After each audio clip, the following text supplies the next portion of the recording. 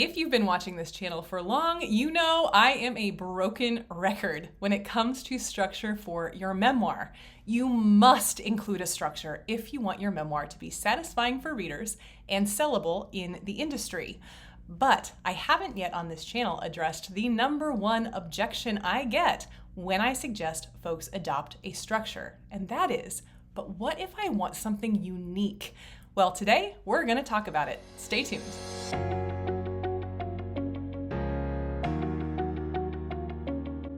You've got the story, you've got the idea, you just don't know the steps in the process. If this is what's holding your memoir back, I have got the solution for you. The Memoir Method checklist is going to take you through every single step you need from idea to published marketable book. And you can download it now at pageandpodium.com/checklist.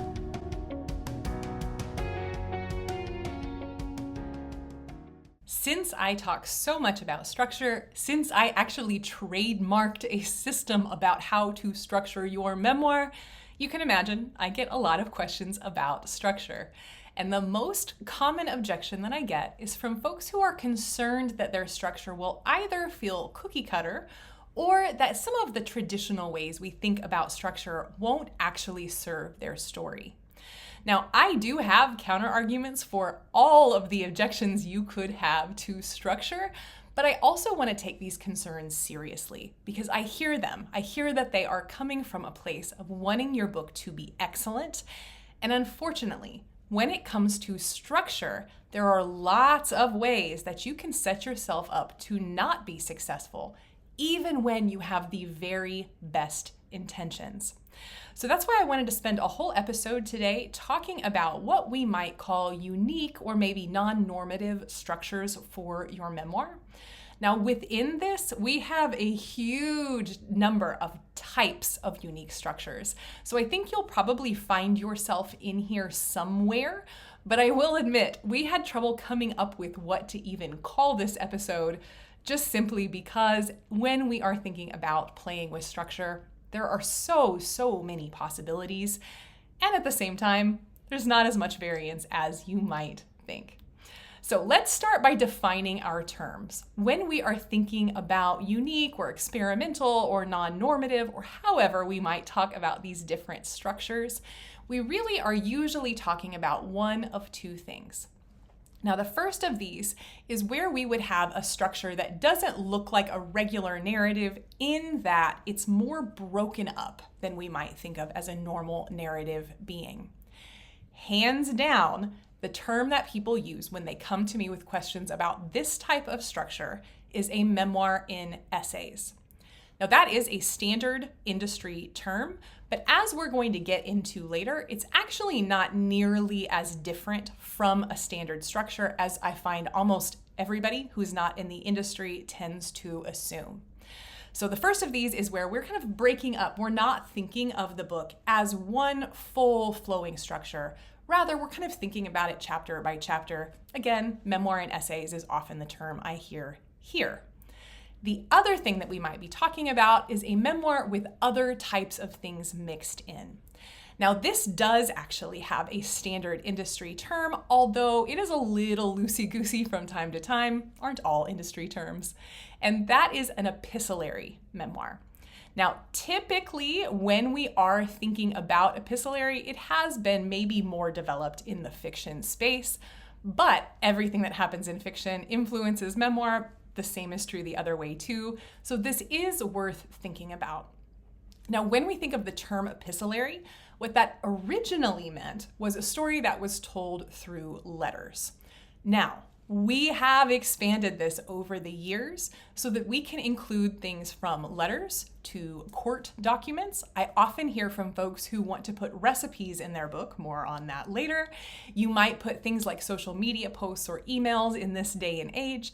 But effectively what we are doing is mixing regular writing, regular standard writing on the page, with things that feel a little bit more like found art. So we're thinking a little more collage-y here, where we're pulling in things that aren't typically just written narrative. Now I want to expand this category a little bit because there are a couple different ways you might hear this described in the industry. And if you are someone who is wanting to aim for a book deal, you are going to have to be able to articulate what some of these things are, ideally using the language of the industry if you can. Now, we might have, when we're thinking about recipes, we might have a different way of explaining this rather than epistolary. And I bring up recipes because this is one of the first ones that I ever heard about, was folks wanting to put their family recipes into their memoir. This, of course, makes perfect sense. But when we're thinking about trying to get a book deal or just generally blending into industry standards, there actually is a little bit of a trick here. So I wanted to go a little into this as not an epistolary form, but rather a form that is much more specific to the recipe genre. So we might describe it as a narrative cookbook. Now, narrative cookbooks are an actual genre that exists. There is an actual code called a BISAC code. This is how the industry classifies all of these books, all books actually. And narrative cookbook is a defined type of genre. But what a narrative cookbook looks like can vary hugely. Oftentimes, they do have full color spreads. It's a beautiful, what we would think of as a cookbook, but they don't always. They can be printed more like a traditional book. And we do have a bit of a fuzzy line here in that we could be thinking of a narrative cookbook, or we could be thinking of a memoir with recipes, which is a less defined category, but certainly if you can make the case that your reader wants it, by all means. And the last thing that I did want to mention, when we're thinking about this kind of epistolary, we've got the recipes in there. I did also want to mention just one additional term, and that is multimodal. Now, I will say, I think it's pretty unlikely that this is what you're actually aiming for, that typically it is not the type of person that comes to our channel that is looking for a true multimodal. But multimodal is going to typically have some interactive elements, so it will usually be much more like a true multimedia project, as opposed to including different things in your book that aren't just narrative writing. So typically, epistolary will work to capture what we're trying to capture, but I do just want to point out that we have two different things here. We have on one hand, a book that has a type of structure that seems a little bit different, a memoir in essays, for instance. On the other hand, we have what we might think of as more a standard memoir, but it does just have the inclusion of a few other things in it.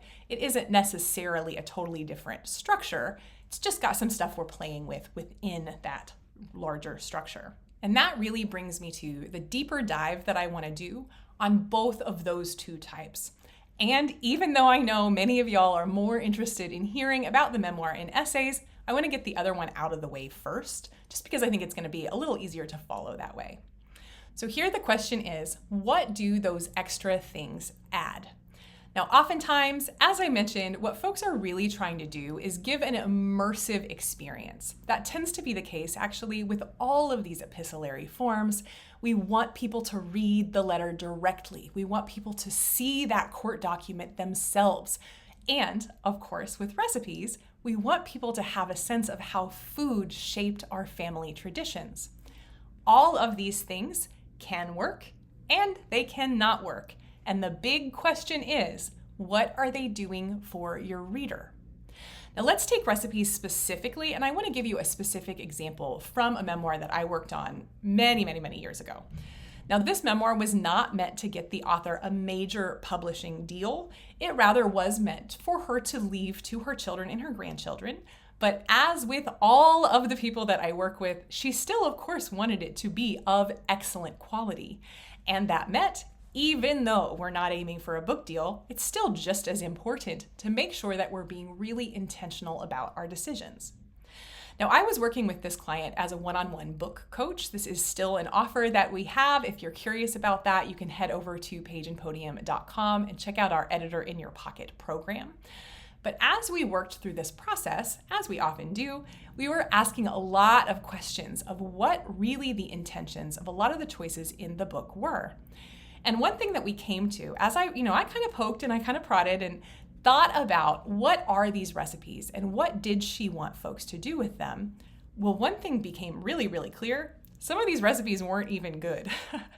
Some of the recipes in this particular book were actually just things that had been passed down through her family, But if you have ever made some of the turn of the 20th century recipes, they're not always that tasty.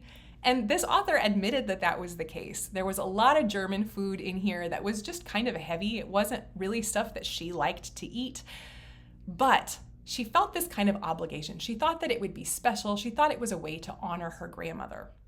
Now, spoiler alert, in the end, this client did go ahead and put the recipes in, and she just put them right in the center, right between the first half and the second half. She just had a few pages of recipes. I thought that worked fine. It was a book for her family after all, and so certainly to serve that readership, having those recipes preserved in that form was very, very valuable, whether or not they cooked them. But let's take this same book and put it into a context of an author who's going for a major book deal. Well, we can't really say the same thing is true in terms of how the recipes are going to function if we're thinking that our reader is a general public reader, a trade reader. We know that folks are not going to stop reading a regular memoir in the middle and cook a bunch of recipes, right? So, what advice would I have given her if we were aiming for this book deal? I think the most obvious consideration is whether we need the recipes to be included in the book at all. But the other consideration really is, could these recipes serve as part of your structure? And I wanted to bring this in because I think this is a really key part to how we are thinking about structure, not only for this book, but for the remainder of this video. And the way I want to give you to break this down is I want to give you two types of structures that you can look at in conversation with each other. The first of these is visible structure. Now, visible structure is what happens when we, for instance, put a recipe between each chapter. That would have been one recommendation that I would have given to this author if she didn't feel as certain as she did about how the recipes could be the most valuable to her particular reader. I might have suggested that she move through recipes in a way that really supported the timeline that she was painting of her family heritage, of their immigration, of their settling, of their establishing themselves in the US, etc., etc., etc. And in that way, those recipes would make a sort of visual structure so that as folks are reading the book, they have kind of a little marker as we move through each of those chapters, and the recipes are reinforcing the change that's happening as the family moves through time. Now, if you have thought much about structure, I bet that you can see where I'm going here. Because even though in that case, we do have the visual structure of seeing those recipes pop up chapter after chapter, we also need to have an invisible structure because otherwise we have no way of knowing where to place each recipe. So what do I mean by invisible structure? Well, invisible structure is what every single narrative that works has. Invisible structure is the way that you are moving your reader as a writer through the opening of your story, through the point at which things get real, through the points that all of those aggressions, all of those struggles, all of those triumphs are building, building, building up to our climax and finally our resolution or denouement. That is your invisible structure. And I want to use that to head into our other type besides our epistolary, into this type that we're calling essentially memoir in essays.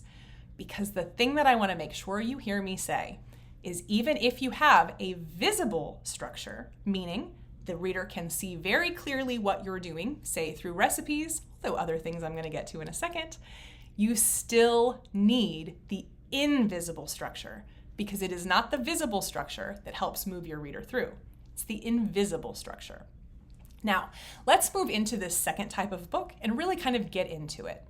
What I will hear a lot from folks is that the reason they want the memoir and essay is often, transparently, that they have gotten frustrated with trying to get the invisible structure to work, and they're wondering if they can just opt out of the invisible structure and just use a visible structure. This might be recipes where we would have an essay, say, of your family in Germany before they decided to emigrate. Then we have a recipe that was brought from the old world. And then we have a chapter of the immigration. And then we have a recipe that came over, etc. We do have that visual structure. But as we are thinking about the change and the growth, we also do need to make sure that there is change and there is growth. Now, what are your options for invisible structure? Because there are options here too, right? These are typically things like the hero's journey. If you have heard me talk about the hero's journey, you know I do not love the hero's journey, but it is one type of structure that you can use invisibly throughout your memoir. You can use a standard 3-act structure. There also are different types of structures with different numbers of acts, but 3-act is the most common. And then, of course, what we teach in our group program, what we teach in our checklist, is the Memoir Method. And in the Memoir Method, we break this down so that we have 4 quadrants. And then we give you very, very specific guidelines for how to choose what the turning points of those quadrants are. If you're interested in learning more about that, you can head over to pageandpodium.com/memoir-method to learn more about the program where we teach this in a step-by-step process. But whatever you choose to do, you do need to have this invisible structure. And there are 3 reasons for this. As we move through a book as a reader or as a writer, the main thing that we are doing is establishing trust. We need to establish trust between the author and the reader so that they continue to read. Because obviously, if we're reading and we feel that our trust or our expectations are being violated, it's very easy to put the book down.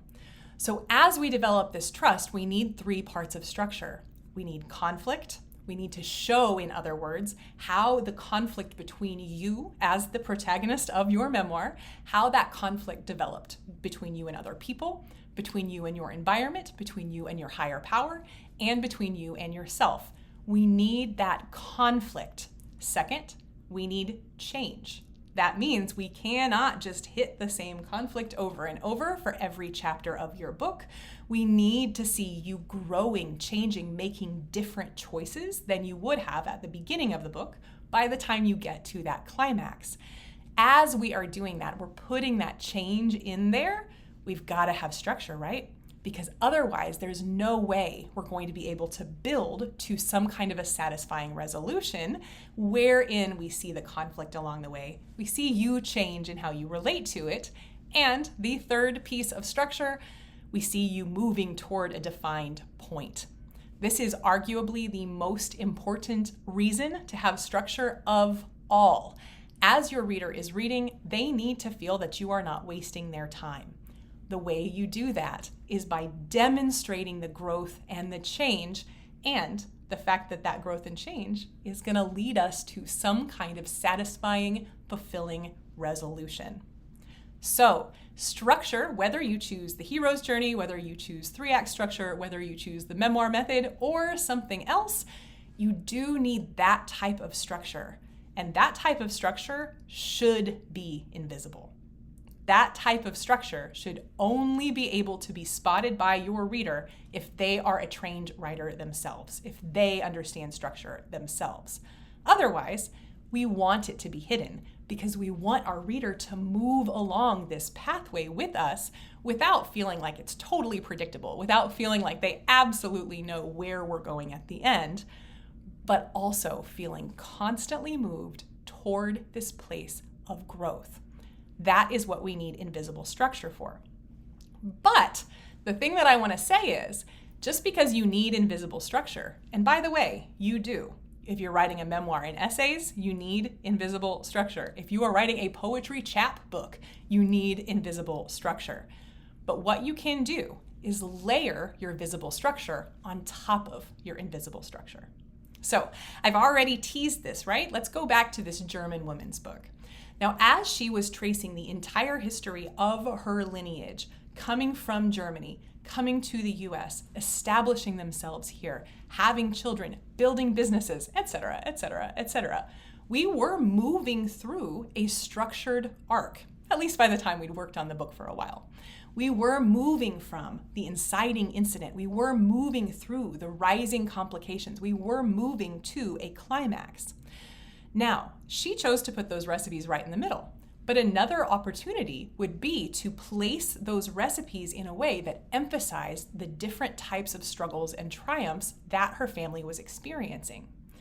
So for instance, during a period of the Great Depression, when they didn't have money for fancy meals, Well, how did her family get by? Can we put a recipe in there? Even though we know people are probably not going to make these Depression era meals, isn't it so interesting to really undercut, really support the idea of that invisible structure with this visible marker? Then as they go through, as they're more prosperous, we can also show that type of turn. We can show that type of change in our protagonist by putting some of the more luxurious meals that they might have had, some of the treats that they might have had. And in that way, what we are doing is telling the story through our invisible structure. That's what makes the story work.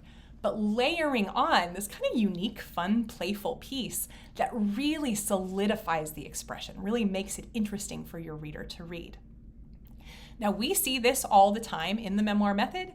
We have had folks all the way to shout out to Diana, who was using parts of a form that she worked with as part of her job to really structure the way that that job changed how she saw the world. I don't want to spoil too much, so I'm leaving that pretty vague, but I thought it was such a brilliant idea when I heard her say it. We had to get the invisible structure under there, but then once we did that, layering those visible pieces of those form fields, oh, chef's kiss. It's so interesting, right? And we have seen this with all types of different ways you might approach your memoir. So what I want to say in sum here is that while, yes, you can do some creative, kind of interesting type of visible structure, whether that is a memoir and essays or a narrative cookbook, you also need the invisible structure, because it's the invisible structure that makes the visible structure make sense. It's the invisible structure that makes the book as a whole readable, enjoyable, interesting, and something that holds your reader's trust, both for this book and the next one you choose to write. So, I want to end this by saying, I know this video is probably a bit of a bummer. I often find when I am letting people know that those visible structures will not be enough, that there's a little bit of a deflated reaction a lot of times. A lot of times folks feel like the only way in to writing an excellent book is to just forget about this structure piece and just figure out an alternative way to do it.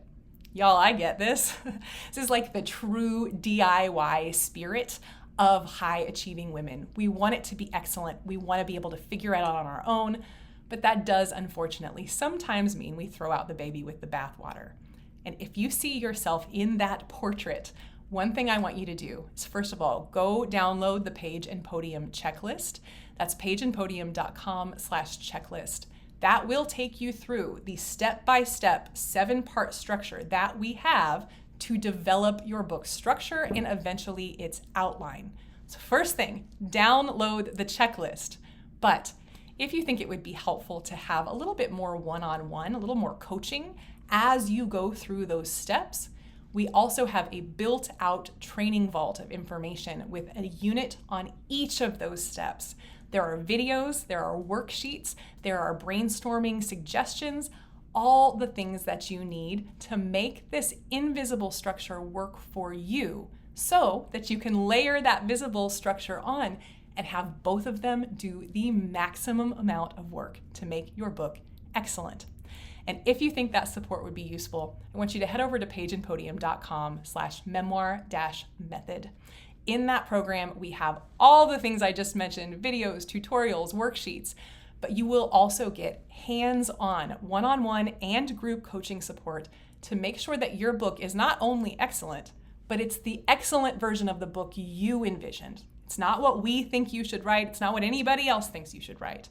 It is the excellent version of your story. So I'd love to see you there. Head over to pageandpodium.com/contact. You can set up a time to chat with me, find out if this program is right for you. And otherwise, in the meantime, get that structure down, visible and invisible, and I'll talk to you soon. Happy writing.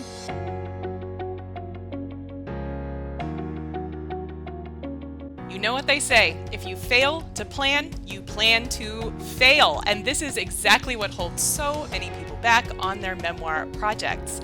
That is exactly why we created the Memoir Method checklist, a full, complete list of every single step you need to take to get that memoir written, published, and marketed successfully. You can download it now at pageandpodium.com/checklist.